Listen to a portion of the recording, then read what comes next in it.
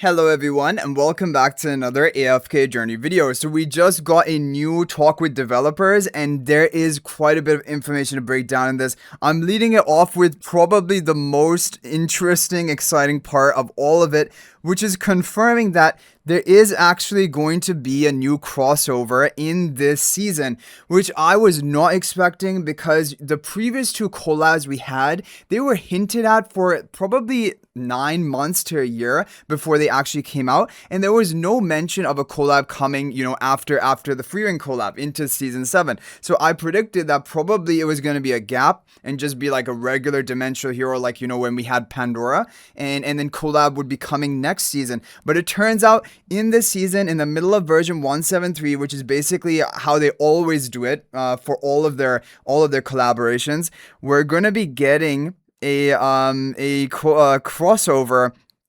Now, there is no at all hint. I wish they gave some sort of hint. There is no hint as to what type of IP we're going to be collabing with. But we just are getting confirmation there is going to be a collaboration in version 173, which definitely changes a lot of things. Already I was skipping Kazim. Potentially, I will have to skip some more heroes in the future because collaboration heroes, you never know if they're going to be good, if they're going to be mediocre. And so you always have to save resources up for them and then decide at that point. So 2 new crossover heroes will come to Asperia and they will be obtainable in a similar way to previous crossover heroes, which is basically mean it will be through an event that we will get copies of them. And as before, simply taking part in the event, you will get both crossover heroes for free. One of them can also be ascended to Mythic Plus for free. So basically the standard thing, 1 hero to Mythic Plus for free, probably one copy of another hero, and then some invite letters basically. And please keep an eye on future official announcements. So this is crazy because we did not have any confirmation, and in fact I was predicting, like if you guys watched some of my other videos, that we were going to have a standalone dimensional from mythology this season, like King Arthur. That's what I was predicting, like because it's like Excalibur and the Royal Empire season, but no, that's not the case. We're actually getting a collaboration, which is exciting but also scary because resources are needed for building on a collaboration. However, one thing someone pointed out, I just saw a Reddit post about this, is that you can actually now, because Freerin is such a dominant hero and we're getting a collab coming up right now, there's actually a strategy to more efficiently upgrade your Freerin or even Himmel if needed in Paragon upgrade, because basically what you can do is wait for this collaboration, recruit on the banner for this collaboration, and then like a couple months after the collaboration ends, those extra copies of that hero are going to turn into universal, basically soul stones, soul sigils, which can upgrade any dimensional hero, including past collabs. And so it can be an actual efficient way of getting your Freerin or even Himmel if needed, Paragon upgrade, and get those soul sigils, which is more efficient than just buying it out from the season store every month. So that's an interesting strategy. We'll talk about it more, especially because Freerin is so dominant right now and we're getting another collab this season. So now is the perfect time to actually use that strategy. Okay, but now we have to move on from the crossover into the other points, which are also fairly interesting. I think we're going to go backwards from how they were revealed because some of these final ones are actually more interesting to me. I'm not going to talk about the story yet. We'll talk about that one later.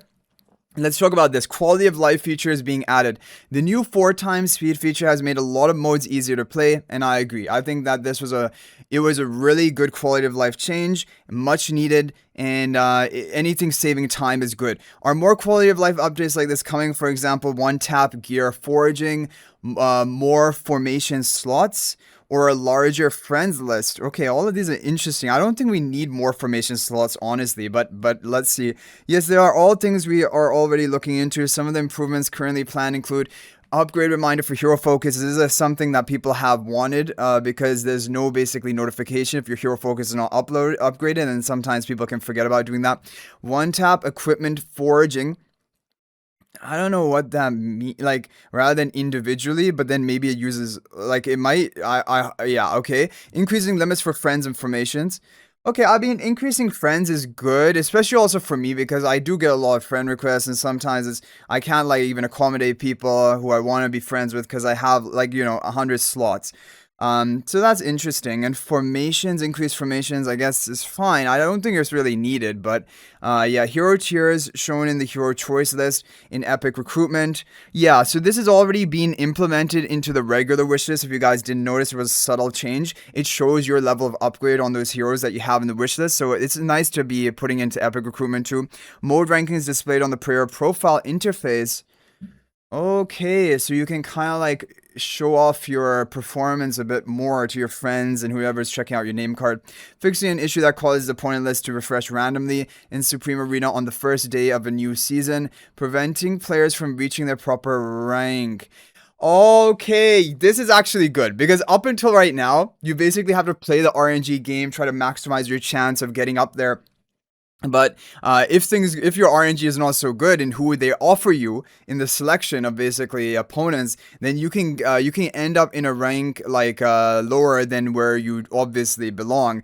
So they're gonna fix that for the start of a new season, which is good. That's definitely good news. And then further overall game performance improvements. Okay, that's very vague. Okay, so that's what we have for quality of life, and now guild-related content. So there's two guild-related things that we're going to talk about. So first of all, this Battle Drill's ranking disappeared after guild capacity was increased to 90 members following a guild merge. Will rankings still be available in future guild events? Future rankings will be based on each guild's events, matchmaking rules, for example, a large map real-time guild battle. So now they are confirming that in version 173, which is the third patch of this season, we're going to have the large map real-time guild battle, which I'm looking forward to. I think this is probably the one I might be most looking forward to. It probably is also going to be a PvP mode. To an extent, and taking coordination, and its ranking system will be designed around that event's own matchmaking rules. So basically what they're saying here, without directly denying this, they're saying that probably Battle Drill's ranking is not going to be coming back. We even got that from a customer support response like a while ago. But that the new guild features, whether it be the guild battle in the real-time guild battle or the guild duel, these rankings are going to be displayed, of course. So the new guild modes, they are going to be displayed. The old guild modes, not anymore. That's what it's seeming like. Now that guild supremacy has been removed, where can we get guild medals? This is a big question for me. This was probably my biggest question out of this whole roundtable. This is what I was most interested in. Because I was really worried, guild supremacy being gone, we're losing out a lot of guild medals. Even like our weekly chest distribution in the guild is slightly lower amount of guild medals compared to what we were used to before we had a 90 member guild. So it needs to be made up in, okay, so the United in Glory event introduced in version 171 temporarily took over the role of guild supremacy. Now, honestly, I think everyone knows that event, it gave some guild medals, but honestly, I don't think as much as a guild supremacy. So that was really not cutting it. But it becomes one of the ways to earn guild medals. But in version 172, which is the second patch, which we're going to be having pretty shortly, we'll also introduce the new guild duel mode. Its overall rewards, including guild medals, will be more generous than what guild supremacy offers. So this is all I wanted to hear. The guild duel mode is going to be allowing you to earn more guild medals compared to what you were used to earning in guild supremacy. So actually, it does seem like our guild medal income is going to be preserved, or if not, hopefully even increased. So this is good news. Guild duel in version 172, hopefully it's going to carry on to 173 as well. Like I hope it's just going to be an every season, every phase. I hope we have a guild duel. Then we're going to have this real-time guild battle. That is probably also going to get some rewards as well. Okay, now more guild content. After the guild merge, the satchels shared to the guild chat can still be claimed by a maximum of 30 players. For a 90 member guild, that's nowhere near enough. Yeah, a lot of people complained about this, and in fact, it's pretty funny because up until new guild content is added, like up until where we're at right now, it actually is worse for you to be in a 90 member guild compared to a 30 member guild. You were getting more guild medals distributed weekly in your chest in a 30 member guild. You were getting 100 diamonds each in a 30 member guild. Now in a 90 member guild, basically you're missing out on those diamonds. You're missing out on the guild medals from the weekly distribution to an extent. But hopefully all that is going to be made up, hopefully, by the new modes with the rewards. Anyway, we've noticed this as well. In a future update, the claim limit for satchels will be dynamically adjusted based on the guild member's actual member count up to a maximum of 90 to ensure everyone can get a share. Now, what this means then is you need to tell your guild to stop sending out these satchels until this is updated. I don't know if anyone's even going to pay attention to that, but like they're going to dynamically adjust it in the future. So using it now is basically just a waste compared to using it after the adjustment, and every single member can get reward from that. And then what other improvements are planned for guild management and day-to-day communication? To lighten the management burden on guild admins, version 172 will introduce the new honorary vice leader role along with customizable titles, making it easier to build a clear and efficient management structure. At the same time, we're also improving guild chat to make communication smoother between guild members, including the option to set up a custom chat groups. Now, custom chat groups definitely will be useful, especially in strategizing. But is it only going to be like a subset of your own guild members? It would honestly, what I've been thinking about, I don't know if it's a good idea or a bad idea, but I thought it would be interesting to be able to set up a custom chat with players who are even your friends, you know, like, and you know, maybe you could make like a PvP testing custom chat group, and then you all talk about it in there in game. I know there are probably already Discord groups and things like that doing this, but like in game could also be pretty interesting. I think so I do like this idea, and I hope they do implement it even like to all areas. Okay, let's move on to the other content that we have here. So we have some other things. So the important thing of this first one is some side quests this season felt a bit too difficult. Mainly people are complaining about the Voyage of Wonders gameplay within the storyline, which you could skip by talking to the purple NPC, but people basically just don't like the Voyage of Wonders gameplay. A lot of people. And so actually what they're saying here is that a couple of things. Number one, the transfiguration back and forth between human and wolf form. A lot of people find that repetitive and also annoying, and I think they are going to optimize that, as you guys see here. But also importantly, Voyage Wonders will no longer be a part of future season storylines and will not return in any other form. They're like, we're just scrapping Voyage of Wonders because everyone always complains about Voyage of Wonders. We're just gonna say goodbye to this game mode because, yeah, and I mean, I don't know. I like personally, I never had that big of a problem with Voyage of Wonders, but I do also understand that it's really annoying and repetitive and not worth it for a lot of people. I don't know, but anyway, it seems to be completely scrapped over here, as you guys see over here.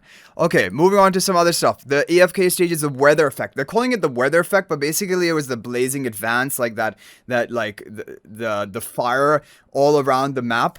Now their idea behind this was to change the weather effect each season to keep the mode feeling fresh. The AFK stages feeling fresh, different formations being required, more strategy, etc., etc. However, honestly, I don't think it really changed the formation. Like almost all the formations for a pay-to-win player was like Alma, Sulfura, Saida. Like that, for a pay-to-win player was basically all that. So I don't think it actually promoted that much diversity. However, I do think potentially it allowed players without some of the Celestial Hypogeans, you know, with the more budget AFK stage heroes to actually get the clears more effectively. And if that is the case, then that's good news, right? I don't know. Because like the thing is, for me, I have all the heroes unlocked. This change didn't make that much difference for me because I wasn't like hard pushing when everyone was getting stuck. I made a video about it, but I wasn't hard pushing at that time. I was just chilling until everyone became unstuck and I could just push my way up. But like some of the hard pushers felt like it was basically they were banging their head against the wall. They could not make any progress for a few days, for quite some days. Anyway, what they're saying here is that they wanted to keep the mode feeling fresh. And I think this is definitely important when it comes to AFK stages because they kept really repetitive season after season is basically the same thing over and over again. I would like them to make it feel fresh, but I don't know if this was the best way of making it feel fresh. I don't know if there's probably some better way to do that, but I like I at least like the motivation behind their actions, right? And then going forward, we will continue to keep the overall difficulty in check. We'll keep looking for stages that might feel too hard and enemies with overly punishing mechanics and adjust them one by one. Our goal is to make the overall difficulty curve smoother, which is also good. So like, yeah, I think what they're saying here, I totally support them in this, but I hope that it's implemented better than it was this season. And that's basically it. Okay, Wand Wars. If anyone is a Wand Wars enjoyer, then this one is for you. So will Wand Wars be coming back? Now, it's not going to be come back called Wand Wars. I think it's going to be coming back called the Cosmic Solstice. I think that event that we saw on the calendar is probably going to be the new Wand Wars. But we've been preparing its return for quite some time. It's currently set to return in version 1.7.2 with several improvements based on your feedback. Okay, so improvements. We're adding the battle team feature during the event. The map and the battle conditions will rotate, which should make matches feel more varied. Okay, so there's going to be some basically changes throughout the event rather than just, same heroes, same map, same old, right? There's going to be some rotations. Rankings will also be based on each player's best results during this event. Your best result rather than your MMR points or your ranking points. I don't know. We're also adding a private match feature you can send. So this is interesting. You can invite your friends or guildmates for testing a match feature. However, honestly speaking, unless the rewards are going to be really good for ranking, and last time the ranking rewards was just basically a frame. If the ranking rewards are really enticing or basically attractive, then I would probably understand the idea behind strategizing with your friends and guildmates and trying to come up with the best cons, best synergies. But if the rankings aren't going to be giving you that many good rewards, then probably, I don't know, maybe just the real fans are going to be doing this. But it's still interesting and allowing you to have more interactive gameplay throughout the phase rather than just a typical gameplay loop. And Royal City Show is another new feature. You can unlock it with event tokens to boost your token gains, and increase the number of tokens you can place per guest. So basically, what was happening was our tokens we would be using in our bets, right, for this event, Wand Wars. And then if you ran out of tokens, you would just have to wait for them to recharge slowly every hour. Some recharge. And this is going to probably increase that recharge rate if you invest into this. And you'll get exclusive chat emojis. This is what I'm most excited for. I love the chat emojis. I hope that they're really good chat emojis. I even use the ones from the previous Wand Wars event because they're actually the Wand Wars event emojis are some of the only ones which are actually animated. They actually move once you send them. And so like the thumbs up one, that like the 7 different thumbs up, like going up like that. I like using that and using some different emojis. So I do like that. I hope that we're going to be able to unlock more by completing the event. And we're adding more fun or expressive emojis to give spectating players more ways to interact. Okay. So that's going to be Wand Wars. It's coming back in the upcoming phase 2 and with some changes, hopefully. Okay, now the only thing left to talk about is literally the story, which for me, I'm not a story enjoyer. I basically skip all of the story because maybe it's ADHD or maybe it's just like I don't have the patience to go through it. But basically for the story enjoyers, let's talk about this. The season's main story brought back a lot of familiar faces and multiple perspectives were adopted to move the story forward. What was the team's thinking behind that? Okay, so first, bringing back familiar characters were part of the plan from the very beginning. Every character's story unfolds over time. As Merlin travels through Asperia, it makes sense to run into people and events connected to past journeys. So when this timing is right, we would like to bring familiar characters back into new stories. Many characters also hold deeper story clues. They're part of the larger story we're telling. For example, Siren first appeared in the Chains of Eternity season, then fell into the abyss during Crown of Ashes. Maybe one day he will return again with a new story of his own. Eevee is another example. She actually appeared as early as in the Echoes of Descent season. Yeah, I talked about this. We only got Eevee very recently, but we saw Eevee for the first time in the Echoes of Descent season trailer. Not even like midway in the season. Before the season even began, we saw Eevee. Later in the Tower of Memory storyline, players learned that she was a queen's envoy, and only this season did everyone learn that the queen was Gawain of the Arcane Council.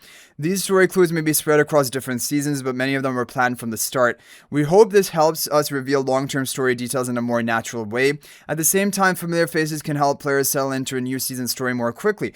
This is actually really good. I think that they really know what they're doing. And I do like the idea of having, connections between the different seasons and and similar and the same characters joining you in different parts of the storyline of various different seasons. It feels connected, and also, of course, if you have some familiar faces, you get engaged into the story more quickly. That's definitely the case, right? You don't have to learn a new face and a new personality and try to figure them out. As for the multiple perspectives that came from a simple storytelling problem, Merlin is the main character, but Merlin can't be everywhere at once. If major events only happen off screen and are explained later through dialogue, the story can feel flat. So we chose to show these events directly through different perspectives. In the Crown of Ashes season, for example, the story switches between Merlin and Peggy. One of them is investigating outside the hole of ancients, while the other is taking action inside. By switching between them, players can follow both sides of the situation as it unfolds. This allows players to briefly step into different roles, follow each character's side of the story, and then piece everything together into one complete event. We hope that makes the story more engaging to follow. So even though I skipped the story, I'm not blind, and I did see that for some portion of the story, I was playing as Gwyneth. For some portion of the story, I was playing as Peggy. And so I also did notice this in this season specifically that I didn't notice in previous seasons really at all. And I do think it makes a lot of sense, right? Like if there's different parts of the story being experienced by your different characters, why not being able to play as the actual character that is experiencing that event? And that makes sense. And even the Voyage of Wonders, one of them this season, it had Gwyneth in it. I think you were Gwyneth while you were wandering around the Voyage of Wonders. But anyway, guys, that is it for this roundtable. A lot of information here, and most importantly, this collab announcement, which means that even more important to be very careful with your resources and not overinvest into any hero before we are revealed how good these collab heroes are. Now, if I had to guess, honestly speaking, if I had to guess about this collab, I would have to say I would find it maybe they're going to be more of the mediocre level of heroes rather than the top tier. The reason I say that is we just had Fear and Himmel, and that was the top tier best collab heroes we've ever seen ever had. Now, the other collab heroes we've had having decent, usable, nothing special, right? And so I would think probably they're not going to do back-to-back bangers, like back-to-back must-have crazy heroes. I would think it's probably going to be more of the mediocre level. But that's just obviously speculation. There's no evidence behind this, just my gut feeling. And of course, we'll have to wait for the skills, of course, to see exactly how good they're going to be. So anyway, guys, let me know what you thought about all of this roundtable in the comment section down below. What are you the most excited for? Or if you have any other questions that were not answered, let me go ahead and leave them in the comment section. Maybe the developers will check it out. Thank you guys all so much for watching. That is going to be it for this video. And if you're thinking about making a purchase in AFK Journey, please use my affiliate link for the official Farlight store. This is the best way you can support me and also gain 5% bonus dragon crystals on your purchase. My affiliate link is in the description of this video in a pinned comment, and you can actually bookmark this link in your browser, and whenever you're planning to make a purchase, just return to the bookmark link and make your purchase. It will support me and be greatly appreciated. So thanks for watching. I'll hopefully see you in the next video, and until then, everyone, peace out for now.